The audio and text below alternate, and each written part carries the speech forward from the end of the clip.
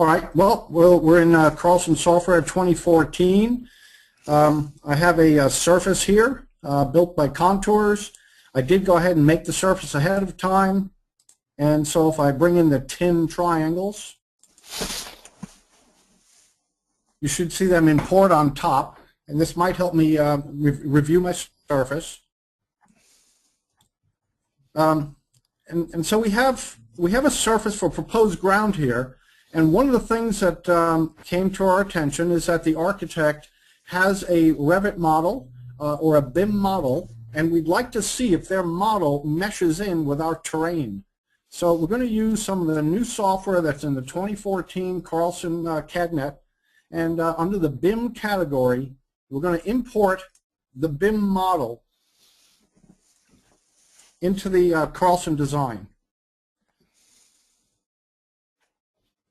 You'll see the building outline just came in, and it's importing the objects now. This is supported by the IFC file type, which all the BIM softwares can create. IFC is the Industry Foundation Classes, where everything in a building has been classified based on a standard that was developed, I understand, by Autodesk somewhere in the mid-90s as they were getting into the BIM world. So not only when you bring in this model are you getting a 3D object, but you're also getting the intelligence behind those objects. There might be desks and chairs in here, windows, doors, there could be utilities and piping. And so the idea would be maybe to check your design, and if you have a water line coming into the building on, say, the east side, then there should be a tap on the building to accept that. And it looks like it's almost done with the import.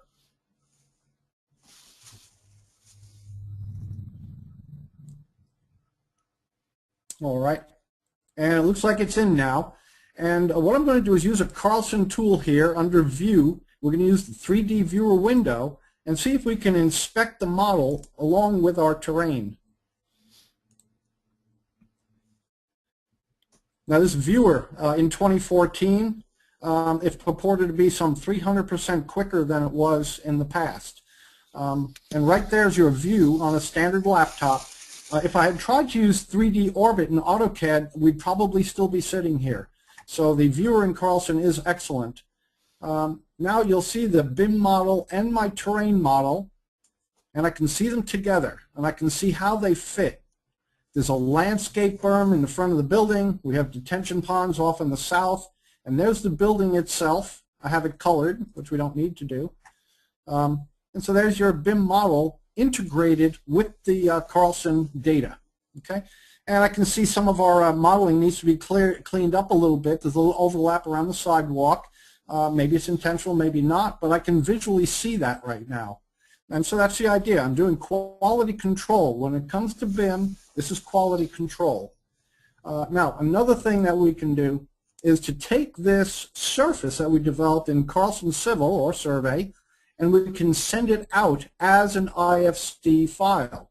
And of course, we went ahead and did that. I'm going to select my tin right now, and if I say open, it wants to generate the new IFC file. So I already did that, and there's no fancy tricks here. I just said open, gave it a name, that's all. So what I'd like to do now is to leave Carlson, and we're going to go into the Navisworks, which is the BIM software. And I'll go to the big boy, Navisworks Manage. And this is the expensive one. They have 3 versions of it. They have a viewer and an intermediate, and then they have the pro version. So it depends how heavy people are getting into it as to which one I guess they invest in. Navisworks obviously is an Autodesk product, but what it really is, in a nutshell, is a collaboration tool. It can take data from almost anywhere and analyze it. And here we are in a blank BIM model, and I'm going to go ahead and open up our building.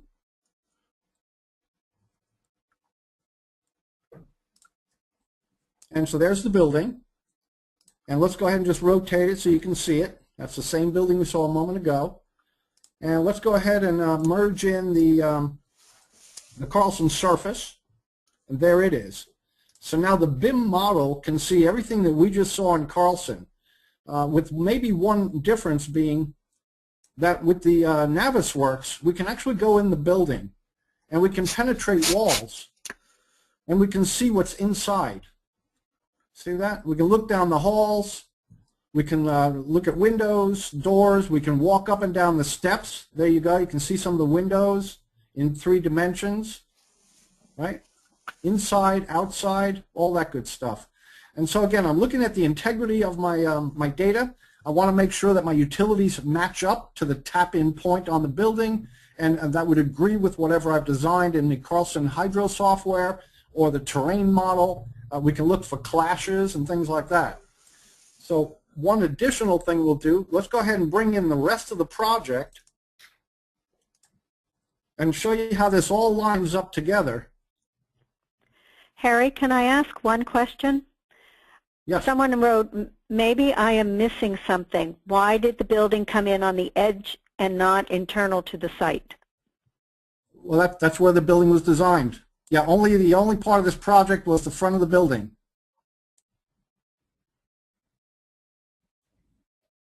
The design scope of work was for the front of the building, not the back. Okay, so here's the rest of the facility. And you can see it's a very large facility. If I jump over to Carlson, I'll give you an idea of what this facility looks like. Not that one. This is what that facility really is. It's the largest privately developed piece of land in the United States of America. It's in Alabama, believe it or not. And so that's what this BIM was.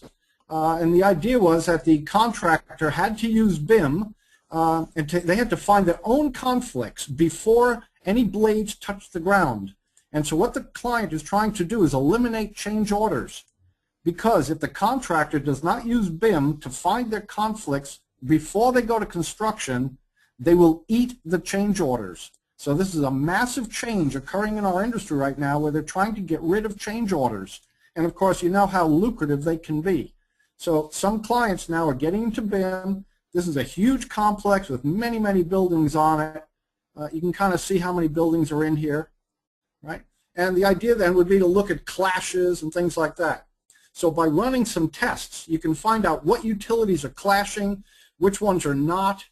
And again, I'll show you what the output would look like.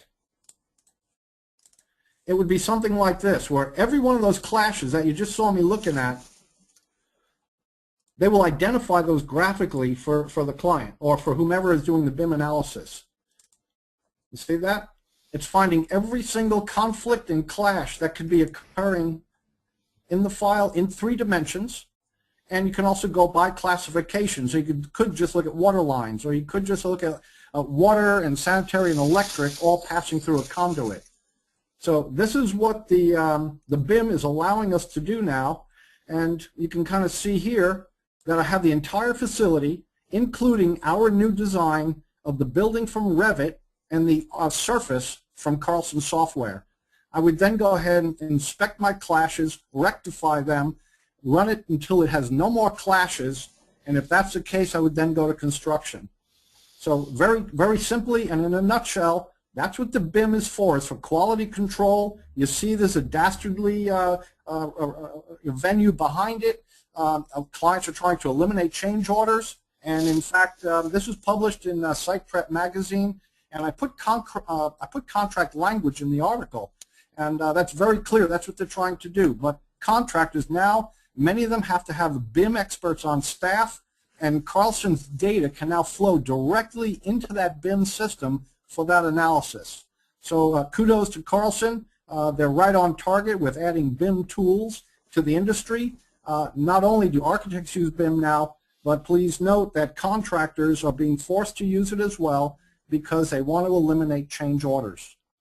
So Jim, I just wanted to give you a quick overview on that aspect of it. Any questions? There were a few more. We'll answer them after the webinar. We can email them directly. Yeah. Okay, well that's it. Carlson's menus are very simple. You can import these IFC files from Revit or wherever they're produced. You can do your own analysis in Carlson software, and then you can also take your surface data and other data. We're not just limited to surface data. We can take other data from Carlson, like storm sewers and utilities and water lines, and we can send them into Navisworks as well for clash detection and this whole idea. So Carlson's right on target with 2014 CADnet and the BIM capabilities. That's what Okay, thank you, Harry. I'm going to move back over to Jim. Thank you.